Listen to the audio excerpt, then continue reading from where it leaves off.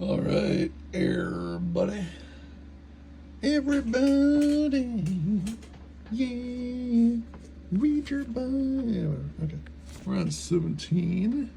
Let's see. Can I put this up better? Oh. Is this a verk? All right. We're in 17, quickly approaching the end of the Bible. And it's heating up. And one of the 7 messengers who had the 7 bowls came and spoke with me, saying to me, "Come, I shall show you the judgment of the great whore sitting on many waters."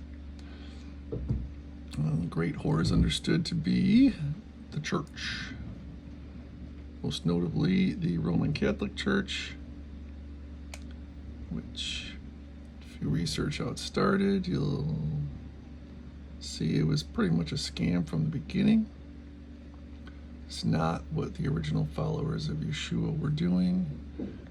It's just Romanized, and that's when they started adding pagan stuff in.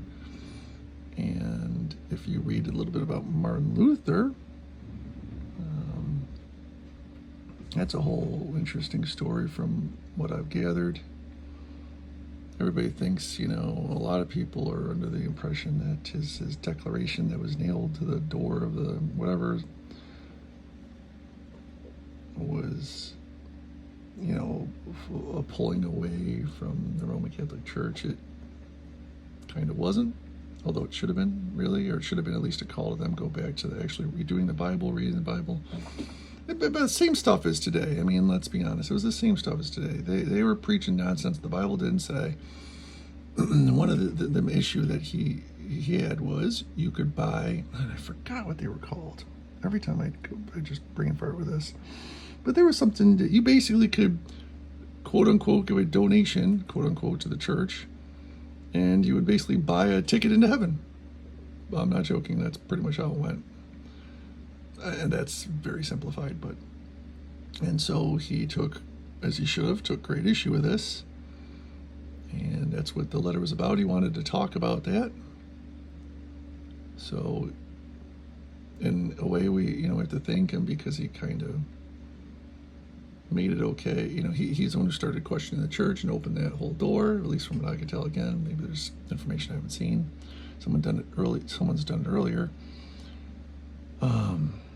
And that led to a lot of other denominations being formed. Now, all these denominations, everyone that you can think of, I tend to kind of question, because, remember, they all came from the same place. They all have their roots in the Roman Catholic Church, including your regular non-denominational churchianity churches, if they're, not specifically reading the Bible and following the Torah and all that jazz and keeping the feasts. They're same thing. So it's like, well, I'm Protestant, I'm this, I'm that, I'm evangelical, I am born again. But it doesn't. Your roots are your pagan roots. Each one of them. And just something to think about. It's not like when you get up to heaven, there's going to be the 12 gates. They're not Protestant. Born again, Seventh-day Adventist. That's not what they are. We're not going to have our labels up there, but we were. At least I don't think we are. So, yeah.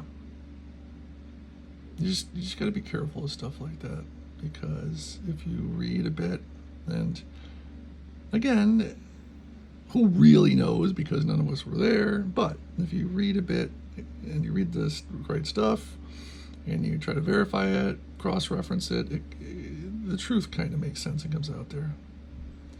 All right, yay, we're a whole, 2 verses in, 4 minutes, awesome. "And he carried me away in the spirit into the wilderness, and I saw a woman sitting on a scarlet beast covered with names of blasphemy, having 7 heads and 10 horns. And the woman was dressed in purple and scarlet, and adorned with gold and precious stones and pearls, holding in her hand a golden cup filled with abominations and the filthiness of her whoring. And upon her forehead a name written, a secret, Babel the Great, the mother of the whores and of the abominations of the earth. And I saw the woman drunk with the blood of the set apart ones and with the blood of the witnesses of Yeshua. And having seen her, I marveled, greatly marveled. And the messenger said to me, Why did you marvel? Let me explain to you the secret of the woman and the beast she rides, which has the 7 heads and the 10 horns. The beast that you saw was, and is not, and is about to come up out of the pit of the deep, and goes to destruction. And those dwelling on the earth, whose names are not written in the book of the life from the foundation of the world, shall marvel when they see the beast that was, and is not, and yet is. Notice that little combination of words there. Who else says that? We all know who else says that. You get to remember, the devil doesn't have any new, tools or tricks. He doesn't have an ace up his sleeve. He just copies the Father, and I mean that makes sense. And because he just doesn't have any new, fresh ideas. One, number two, it's a pretty clever way, actually, of when you're being deceitful and you can mimic what people think they're supposed to be doing, then it's easier for you to fool them. Like, when you go to churchianity and you think, I'm reading the Bible, the pastor reads it, I go every Sunday, well, I'm doing what I'm supposed to do, I know.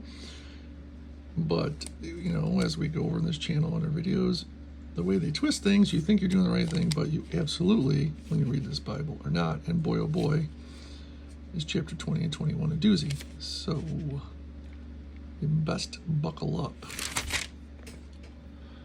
7 heads and 7 mountains on which the woman sits. Now, there's a whole lot of stuff written on all of this. I'm not really getting into too much of this. I mean, some people say it's Rome. There's just all sorts of stuff. But anyway. And there are 7 sovereigns, 5 not yet come. There are 5 have fallen, and 1 is, and the other is not yet come.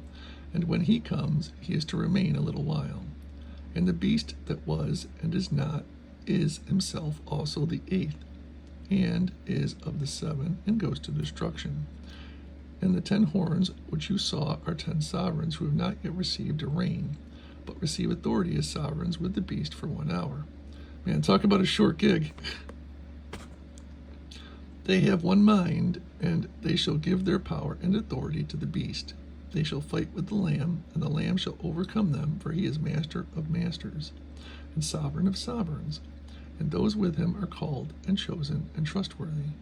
And he said to me, The waters which you saw, where the horse sits, are peoples, and crowds, and nations, and tongues. And the 10 horns which you saw on the beast, these shall hate the whore, and lay her waste and naked, and eat her flesh, and burn her with fire. For Elohim did give into their hearts to do his mind, to be of 1 mind, and to give the reign to the beast, until the words of Elohim shall be accomplished. And the woman whom you saw is that great city having sovereignty over the sovereigns of the earth. Again, some people claim Rome. You could kind of shoehorn the church. It's, Again, I'm a Bible literalist, but there's some things that you just can't work out that way in here. So that was 17. I'm trying to keep it kind of quick because I'm saving it all up for the couple chapters coming up here. But yeah. So if you have any comments or anything to add on, or if you want to call me a moron, you can do so down in the comments. Peace out, yo.